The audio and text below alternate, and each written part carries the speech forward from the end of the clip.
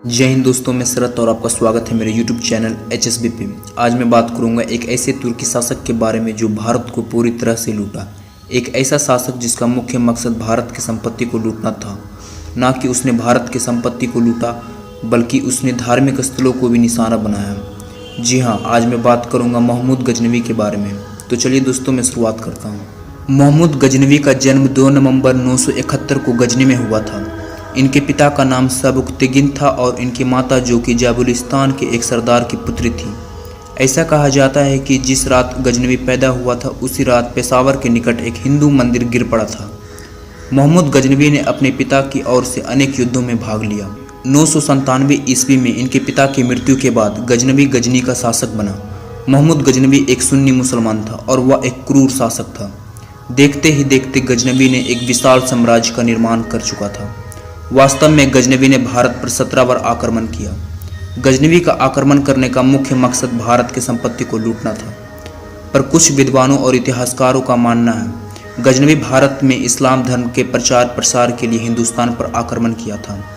पर प्रोफेसर हाबिब और नाजिम के मुताबिक महमूद गजनवी का भारत पर आक्रमण करने का मुख्य मकसद भारत की विपुल धनराशि को लूटना था, क्योंकि उसे मध्य एशिया में अपने विशाल साम्राज्य को संगठित करना था, जिसमें उसे धन की अत्यंत आवश्यकता थी और इसकी पूर्ति भारतीय आक्रमण से ही हो सकती थी।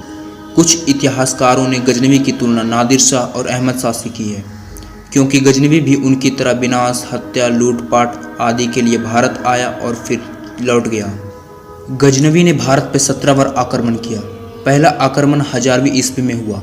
सर बोलजले हैंग के अनुसार यह आक्रमण संदेहात्मक है, क्योंकि इसका उल्लेख कहीं नहीं मिला। 1001 ईस्वी में गजनवी ने भारत पर दूसरी बार आक्रमण किया। इस बार गजनवी ने पंजाब के शासक जयपाल पर आक्रमण किया। जयपाल शाही वंश का राजा था, जिस वंश का राज्य कभी अफगानिस्तान तक फैला था। जब जयपाल को गजनवी के आक्रमण करने का पता चला तो वह आग बबूला हो उठा और जयपाल भी अपनी सेना ले चला। 27 नवंबर 1001 ईस्वी को गजनवी और जयपाल के सेनाओं में पेशावर में भयंकर युद्ध हुआ।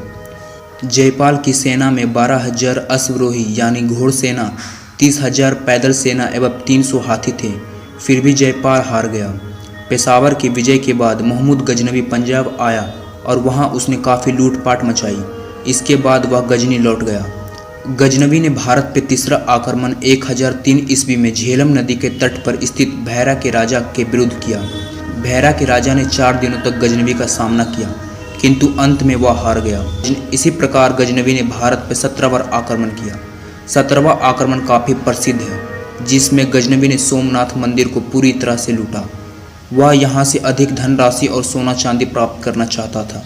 17 अक्टूबर 1024 ईस्वी को गजनवी एक विशाल सेना लेकर गजनी से चल पड़ा।